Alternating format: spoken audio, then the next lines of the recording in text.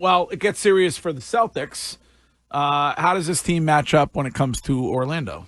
They match up really well. I think Orlando was in a tough spot this season because of the injuries that they had with Paolo Banchero, Mo Wagner. They have some really talented players, and obviously, as Wiggy pointed out earlier in the show, they're a great defensive team. They finished the season with the second overall best defensive rating, but their offense just isn't there. Like, if you watched any piece of that Hawks game last night, if you happen to click into the third quarter, you're like, oh my God, how did this team get into the play-in game? Just because if you look at them for maybe a 2 to 5 minute stretch, I'm talking about Orlando at times, their offense just goes ice cold. Disappears. It just disappears. And I think when you go up against a team like the Celtics, who obviously are built on the 3-point perimeter shooting, I think it's a pretty good matchup. And if it wasn't for Cole Anthony last night, because even with Paolo Banchero, like, he's a talented player, but he cannot shoot. He's very young still. Yeah, he's kind of like developing. one of those guys where you're like, and he's their best player. Yeah. Right? So he's their best player, and you kind of say, all right, we know how to slow him down.